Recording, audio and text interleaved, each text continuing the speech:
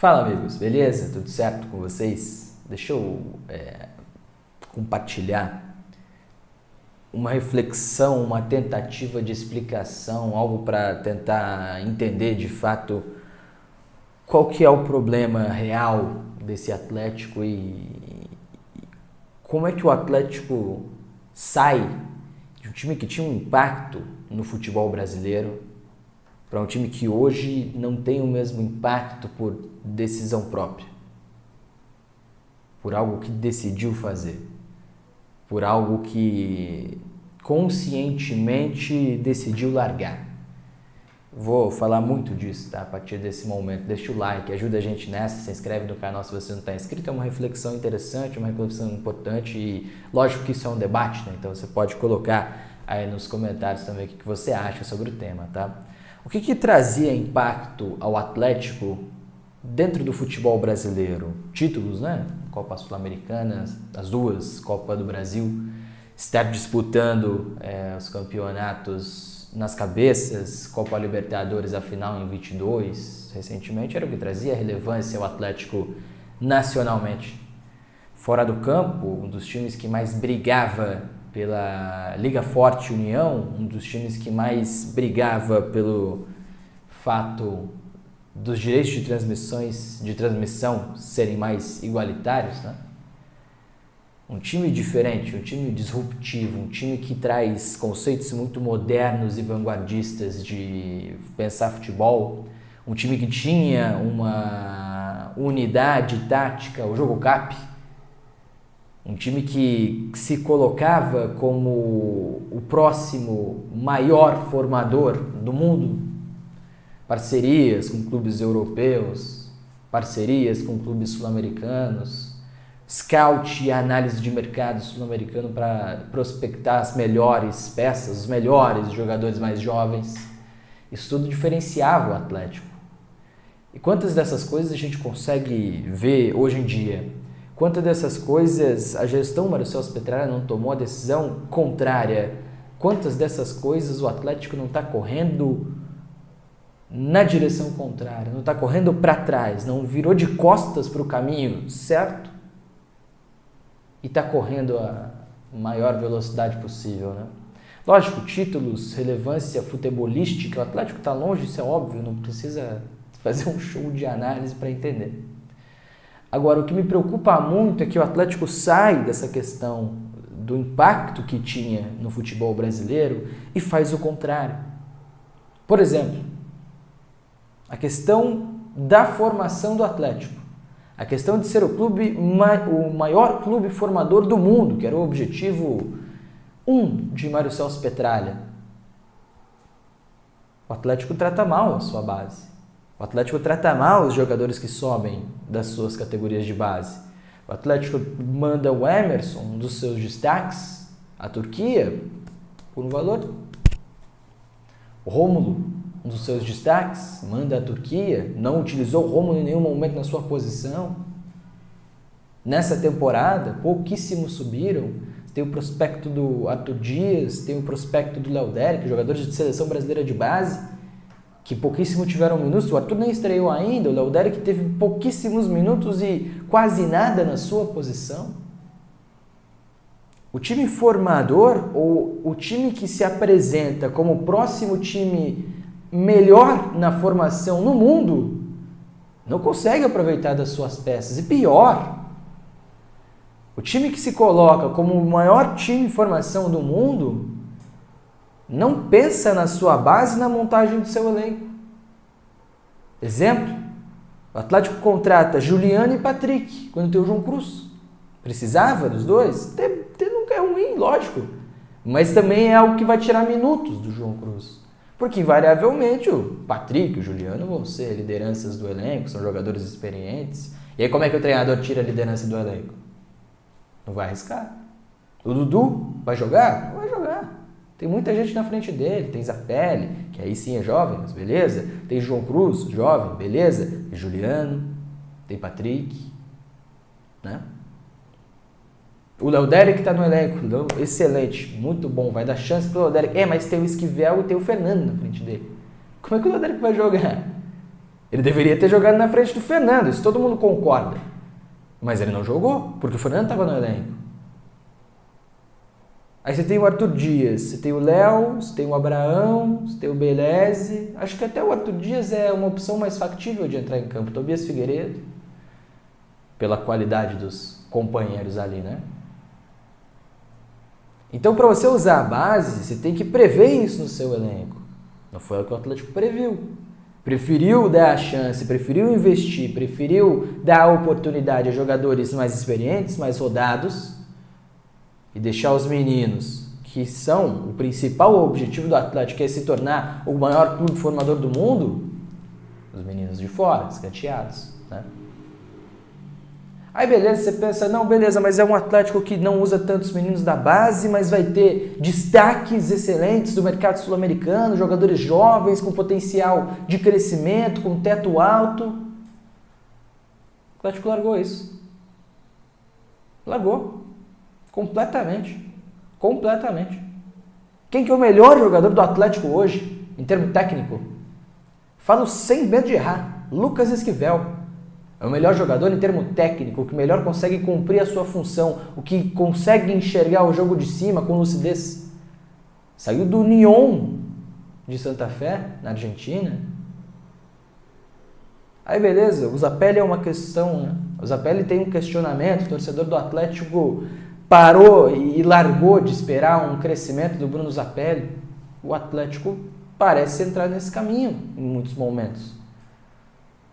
Os times do mercado, o mercado não olha dessa maneira, o mercado entende de outro jeito, né? Enfim, mesmo assim, é um jogador que sai da segunda divisão argentina, joga a primeira divisão argentina, é contratado pelo Atlético, no que foi um movimento interessante.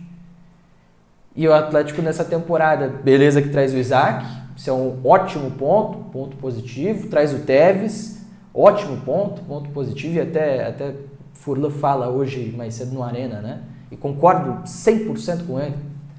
O movimento de contratar o Tevez por empréstimo, entender que tem bola e já alinhar a compra dos direitos do jogador para o final do contrato de empréstimo é excelente. É movimento de time grande. É movimento de time que está ciente do que está fazendo. É movimento de um Atlético que está desaparecendo. É um indício, talvez, de que o Atlético tem ainda um pouco desse lado. Apostar no prospecto, apostar no jogador jovem, 19 anos, tem o Tevez, e conseguindo compor bem, conseguindo ser titular, conseguindo contribuir muito, né? Só que é um Atlético que se afasta cada vez mais disso. Eu vou dar de novo um exemplo. O Atlético traz Juliano, o Atlético traz Patrick, o Atlético traz Kardec, o Atlético traz Dudu, traz Raul, traz Léo. Todos esses jogadores, e aí, nível técnico de lado, mas todos esses jogadores que fogem de um perfil que foi traçado ao Atlético recentemente, que deu muito certo na contratação de jogadores, que montou a base do time, que foi finalista de Copa Libertadores, né? E que levou a Copa Sul-Americana em 2021. E aí outra coisa, né? Talvez o Petralha, talvez esse time do Atlético tenha confundido os sinais, tenha confundido as coisas que aconteceram em 2024 e tenha tomado decisões para sair completamente do que aconteceu em 24 que não poderia ter tomado. 24 é um ano péssimo para o Atlético e resulta no rebaixamento pela falta de qualidade dos trabalhos dos treinadores. Um melhor, outro pior, mas todos, nenhum deles, na verdade, conseguiu extrair do elenco o que faria o clube, o time, sair da briga contra o rebaixamento do Campeonato Brasileiro, né? E essa troca é excessiva. Talvez não tenha dado nem tempo desses caras trabalharem de fato, colocarem a sua ideologia de jogo e aí sim começar a desempenhar. Porque, ó, gestão do Atlético não teve paciência nenhuma. O problema em 24 foi decisões da gestão do Atlético. O mercado foi péssimo, foi muito ruim. Muito ruim. Investimento alto, altíssimos salários em jogadores pouquíssimo provados. Agora, eu não consigo não pensar que o Gamarra, num time mais funcional, com um conjunto um pouquinho mais funcional, teria dado certo. Eu não consigo não pensar... Bom, na verdade, sim. Você vai pensar na montagem do elenco, na característica de mercado, só o Gamarra se enquadra. O Benítez poderia se enquadrar, mas o Benítez é um jogador que fisicamente é muito abaixo. E aí é erro, né? O Mastriani não se enquadra, 31 anos, quando chega o Atlético. O Diori não se enquadra, 28, 29 anos. O Léo Godoy, 29 anos, também não se enquadra. Então, dessas contratações dos gringos, né, que fizeram a panela, que tanto gosta de falar, agora só Petralha, que nem sempre é verdade, mas enfim. Os gringos que causaram, entre muitas e milhões de aspas, o rebaixamento do Atlético, os gringos não entravam nessa ideia de investimento, de scout, de jogadores qualificados, Gamarra de lado. Tá? E o Benítez, enfim, que era uma carta que a projeção já não era tão interessante quanto chega, até teve momentos em que a projeção até era interessante, mas de fato dá para ver que ele não tem estrutura física para aguentar, para jogar, para ser um jogador de futebol profissional a nível competitivo, né? Então, assim, talvez a confusão esteja aí, né? Uma gestão do Atlético que entende que o investimento foi ruim porque investiu em jogadores gringos, estrangeiros que precisavam de adaptação, sendo que esses jogadores faltava qualidade. O Diori faltava muita qualidade. O Atlético entende errado o que 2024 fala para ele. O Atlético entende completamente errado o que 2024 passa de realidade, do causador, de fato, do rebaixamento, né? Enfim. E aí é outro ponto que o Atlético abandona. Então, assim, o clube mais formador do mundo não trabalha bem a sua base, trata mal a sua base. Hoje, né?